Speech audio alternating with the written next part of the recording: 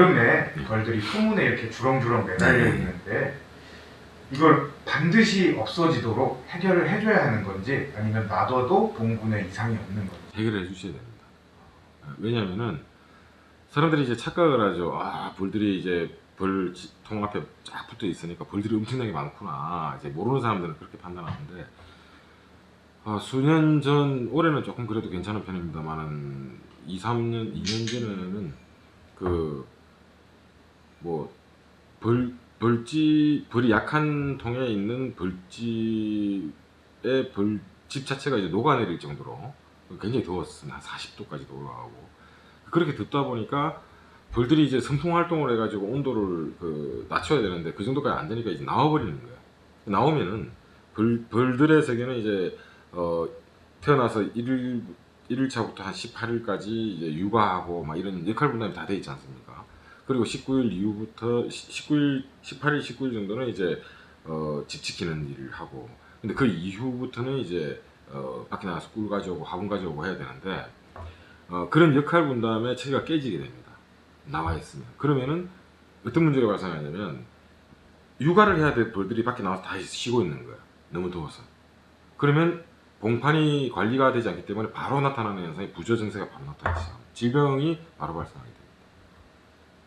반드시 환기를 시켜 주셔야 되고, 그래서 비가림 시설이 있는 데서 사용하시는 게 더 좋고, 저희들이 그래서 이제 한 가지 대안으로 혹시 이제 양궁장에서 가능하신 분들은 지나치게 이제 내부 온도가 많이 올라가는 벌통이 있으면 컴퓨터에 이제 요만한 선풍기 같은 게 있지 않습니까? 그 펜 달려 있는 거, 그걸 이제 배터리하고 쭉 이제 병렬로 연결시킬 수만 있으면 연결시켜 가지고 틀어주시면 벌들이 그만큼 노동력이 줄어드는 거죠.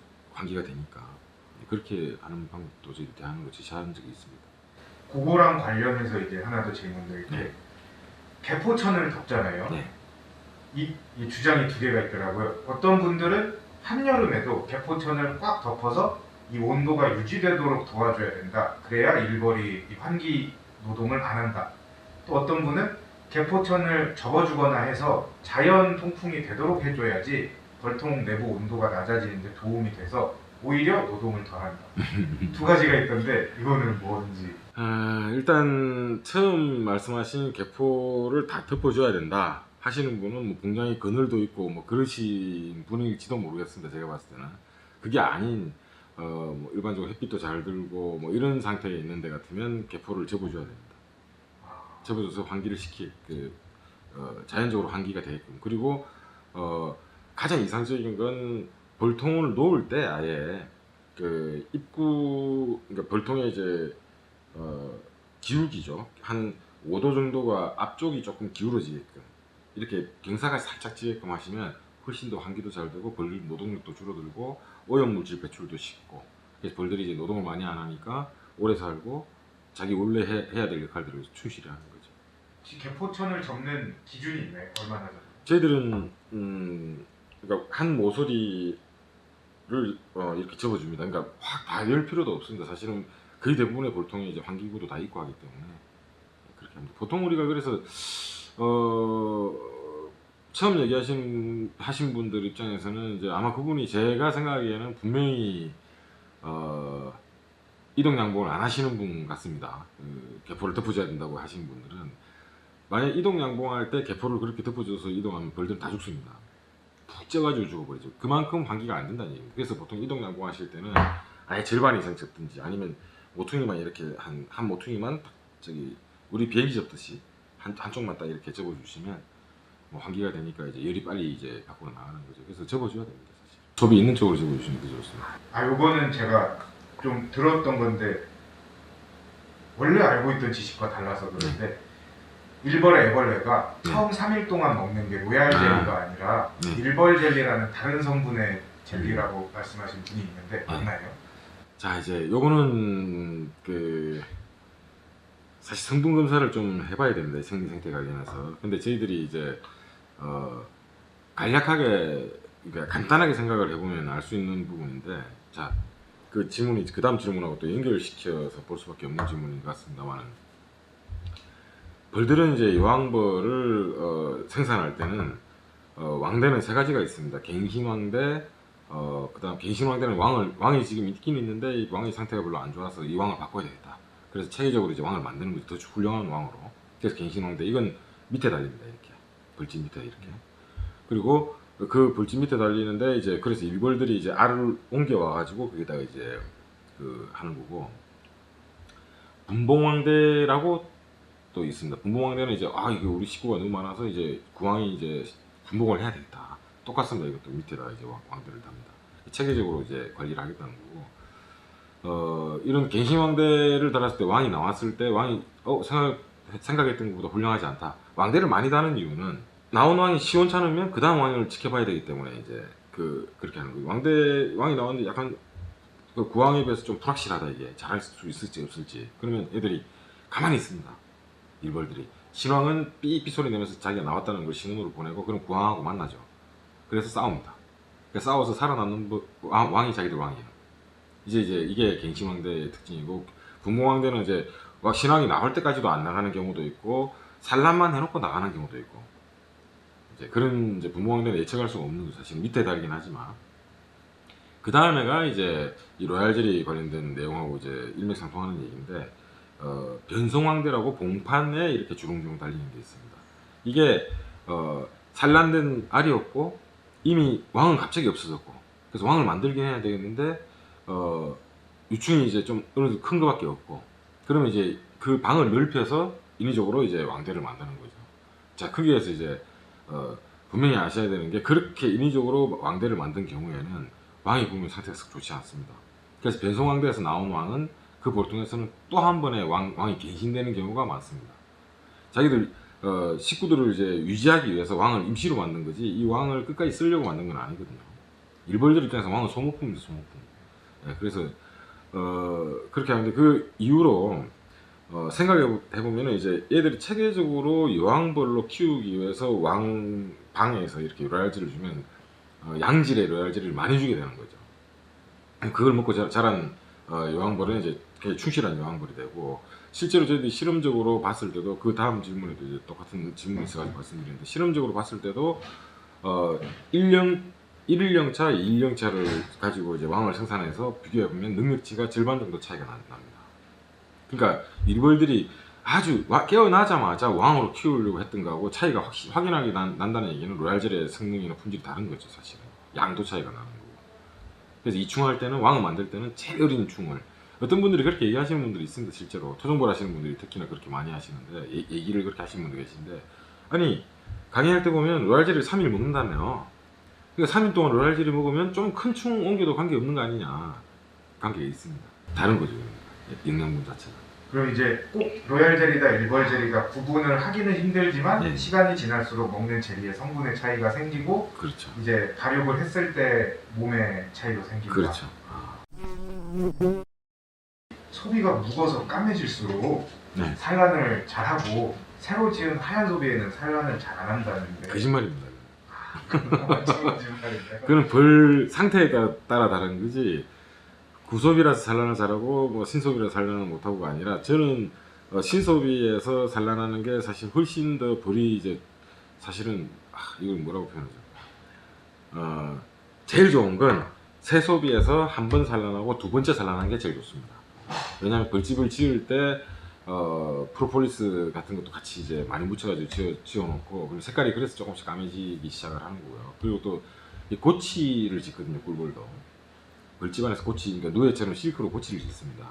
그래서 구소비를 많이 사용하시면 구소비에서 태어난 벌들은 덩치가 작습니다. 그래서 일벌들 수가 많은데도 꿀도 많이 못 가져오는 그런 것들도 있습니다. 소위 말하는 이제 왜 우리 집 벌은 파리만 하고 저 집 벌은 벌이 집 클까 이렇게 그걸 가만히 들여다보시면 그 집은 오래된 소비, 까만 소비가 많은 집들이 벌이 크기가 작은 거예요. 그 기분상의 차이 내지 시기상의 차이인데 가급적이면 지금 뭐 여러 학자들이 증명을 다 했죠. 예를 들어서 농약 내지는 살충제 성분이 밀랍에도 굉장히 오랫동안 잔류를 하는데 오래된 소비일수록 그런 것들이 잔류가 더 높아서 유충 피해를 일으킨다. 꿀벌 감소에 그 영향을 미친다. CCD라고 얘기하는 그 네오니코티노이드 계 농약이 거기 잔류가 많이 돼 있더라. 그래서 구소비는 결국 긍정적인 부분은 별로 없습니다. 마지막 질문인데 요거는 제가 한번 해명을 했는데 도저히 안 믿으시더라고요. 네. 그래서 한번 박사님 말씀해 주시면 좋겠는데 소충이 네. 벌집 안에서 자연적으로 태어나서 발생한다. 음. 혹은 안 좋은 화분떡에만 소충이 골라서 가서 발생한다. 음. 이렇게 말씀하시는 분들이 있는데 이거에 관해서는 어떻게 생각하시는지. 어떻게 대답하셨습니까? 세상에 엄마 없이 태어나는 게 어디 있냐. 이게 일벌이 그 벌집용 나방이 들어가도 놔두기 때문에 산란을 하고 나오는 거다. 그 정답이긴 합니다. 네, 그게 정답이긴 한데 농가분들이 그렇게 판단하실 수 있습니다. 왜냐면 자기는 성충도 본 적도 없는데 거기서 알이 그 애벌레가 나오기 시작을 하니까 그 간단하게 생각하시면 됩니다. 그러니까 우리가 소충 피해를 볼 때 이제 주로 벌통에서 소충이 발생하는 경우는 벌을 압축이 잘 안 됐을 때, 벌이 이제 관리하지 못하는 공간이 발생했을 때, 그래서 벌통에서 소충 생기면 관리 능력이 떨어진다고 생각하셔야 됩니다. 스스로가. 근데 우리가 양봉농가 토종벌은 소충이 많이 발생합니다, 보통. 근데 양봉에서는 서양종 꿀벌에서는 먹이장 제장할 때 거기서 소충이 많이 발생하거든요. 자, 그러면 먹이장을 한번 시험해봐도 되죠. 먹이장을 이렇게 비닐로 꽁꽁 싸가지고 아무것도 벌레가 들어가지 못하게 만들어놨는데 소충이 생겨요. 그 이유는 뭐냐면 두 가지 경우가 있습니다. 이미 거기에 소충 알이 있든지 아니면 아주 작은 애벌레가 이미 거기에 들어가 있었든지. 두 번째는 소충은 플라스틱도 녹이고 스티로폼도 녹입니다. 그래서 우리가 쌀벌레들이 이제 산란할 때 보통 공중에서 날아다니면서 알을 그냥 뿌려버리거든요.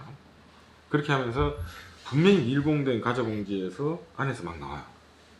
그런 경우는 구멍도 안 뚫려 있어. 근데 보면 가장 작은 영일 때 그 구멍을 뚫고 들어가는 경우가 있습니다. 그래서 거기서 이제 먹고 크는 거죠, 사실은. 먹이겠으니까. 그러니까 말씀하신 대로 의미 없는 자식이 없다는 말은 맞습니다. 근데 대신 이제 외부에서 빈 벌통 사이나 빈 공간으로 해서 아주 우리가 눈으로 볼 수가 없는 정도 크기가 소충이 들어가서 이제 피해를 주는 경우가 생기는 거죠. 그래서 좋은 창고가 있으면 좋은 창고에 그 벌집을 보관하게 되면 한 일주일 정도만 놔두면 거기에 소충 알이 있든 유충이 있든 그건 깨어나지를 못하거든요. 그렇게 하셔도 되고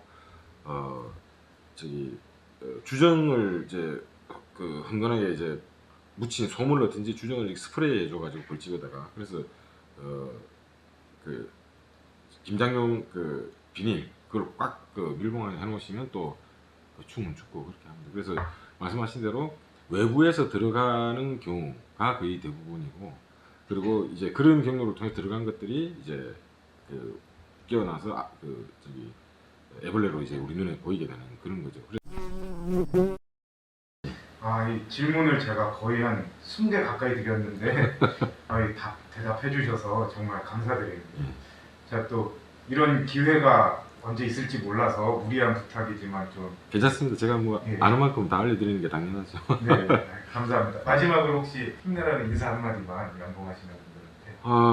항상 제가 이제 강의할 때도 말씀을 드리는데, 저는 우리나라 양봉이 최근 이제 2020년도부터 양봉산업법이 이제 시행되고 있습니다. 그러면 이제 정부에서 법적 근거를 가지고 양봉을 지원하게 될 거고, 이제 여러분들의 이제 어떤 소득 증대를 위해서 굉장히 이제 정부에서 집중적으로 노력을 해줄 겁니다. 그래서 있어 보이는 양봉을 했으면 좋겠습니다. 있어 보이는 양봉이라는 건 뭐냐면 제품도 다양하고 양봉 산물들이 소비자들, 국민들 생활 속에 스며들 수 있게끔 했으면 좋겠고, 그런 중에 반드시 따라가줘야 될 게 뭐냐면 올바른 약재 사용 내지는 벌 관리, 특히나 우리 양봉은 소돼지 닭오리 키우는 것처럼 키워서 일벌을 잡아먹는 게 아니기 때문에 벌들이 얼마나 편안하게 생활하면서 꿀을 생산할 수 있게끔 벌이 제일 편안하게 살 수 있는 그 조건을 만들어주는 게 양봉 관리 기술입니다. 그래서